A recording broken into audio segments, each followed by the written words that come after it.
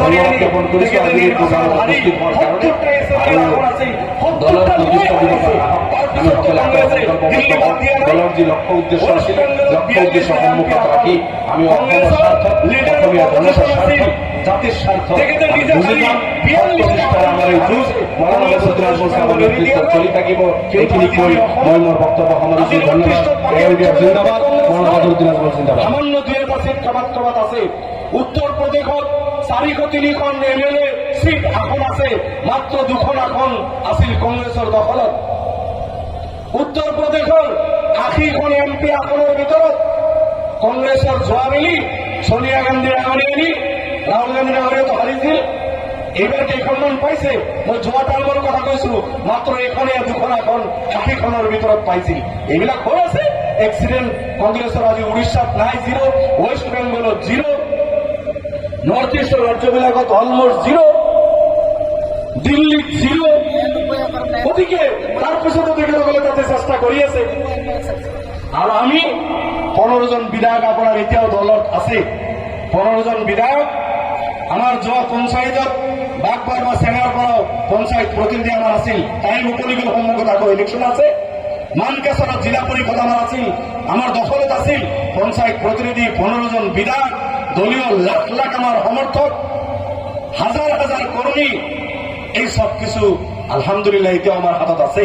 গতিকে মই অনুৰোধ কৰিম সকলক যে অহাৰ সন্মুখত যিটো দিন আপোনালোকে দেখিছে, অসমৰ মাননীয় মুখ্যমন্ত্ৰী তেখেতৰ আপোনাক মোক লৈ যি ষড়যন্ত্ৰ ৰচনা কৰি আছে, আপোনাৰ মোৰ অধিকাৰ খৰ্ব কৰাৰ কাৰণে ডেইলি সপ্তাহত কেবিনেট পাতি তেখেতে যি সংবিধান বিৰোধী কিছুমান সিদ্ধান্ত বা কিছুমান কথাবাৰ্তা কৈ পৰিৱেশ যিটো বিনষ্ট কৰিব বিচাৰিছে। গতিকে এই চবৰ বিৰুদ্ধে যুঁজিবলৈ ইউডিএফৰ যোৱাকালিও প্ৰাসংগিকতা আছিল, আজিও আছে। সমস্যা যেতিয়ালৈকে থাকিব তেতিয়ালৈকে প্ৰাসংগিকতা থাকিব। গতিকে মই অনুৰোধ কৰিম আপোনালোকক, আহক আমি সকলোৱে মিলিজুলি আগবাঢ়ো। আৰু পঞ্চায়ত ইলেকশ্যন বোধহয় ডিচেম্বৰত হৈ যাব, ডিচেম্বৰৰ ফাৰ্ষ্ট 15 ডেজৰ ভিতৰতে হৈ যাব। তাৰ কাৰণে আমি সময় নাই, সেইকাৰণে আমি জিলা কমিটিবিলাক সোনকালে কৰিব লগা হ'ল। আৰু যুৱ মৰ্চাৰ সভাপতি এতিয়া যুৱ কমিটি আৰম্ভ কৰিছে। আজি বৰপেটা জিলাত তেখেতে ইয়াতে প্ৰস্তুতি লৈছে, আজি পেনেল লৈ ল'ব। আৰু কালি আমি শিলচৰ গৈ আছো, যুৱ আৰু পেৰেণ্ট একেলগে কাছাৰ, কৰিমগঞ্জ আৰু হাইলাকান্দি 3খন জিলাত আমি কালিৰ পৰা তাতে কালি গৈ পৰহি 5 তাৰিখৰ 5-6 আগত আমি তাতে জিলা কমিটিখিনি আমি কৰিম।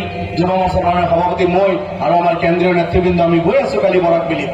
তো আমাৰ হাতত সময় কম থকাৰ কাৰণে আমি যুদ্ধকালীনভাৱে কামখিনি আৰম্ভ কৰিছো। অন্যান্য জিলাত আমি সোনকালে লৈ যাম। এতিয়া বৰপেটা জিলা কমিটিৰ প্ৰতি মোৰ পৰামৰ্শ থাকিব, আপোনালোকে এই 35-36 কমিটি এতিয়া 50জনীয়া কৰে, 61জনীয়া কৰে বা যিকেইজনে আপোনালোকে কৰে, কম দিনৰ ভিতৰত বাকী তেখেতসকলক আনি এটা ফুল ফ্লেজ কমিটি কৰি যুদ্ধকালীনভাৱে আপোনালোকে কাম আৰম্ভ কৰক।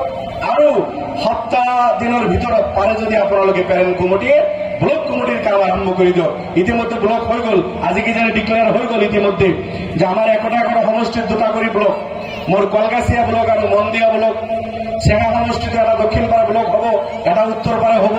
ঠিক আমাৰ অন্যান্য সমষ্টিবিলাকতো 2টা ব্লক হৈ আছে।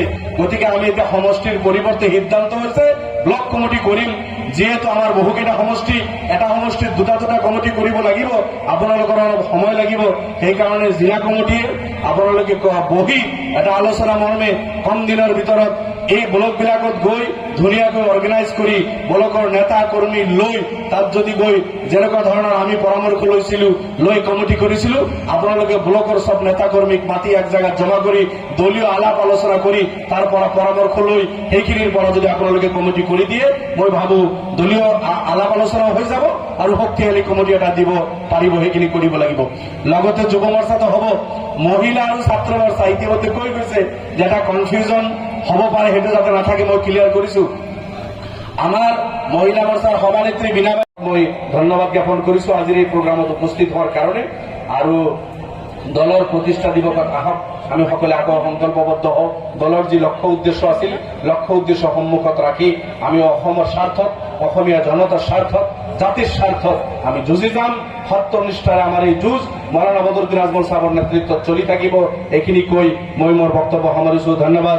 ইউডিএফ জিন্দাবাদ, মৌলানা বদৰুদ্দিন আজমল জিন্দাবাদ।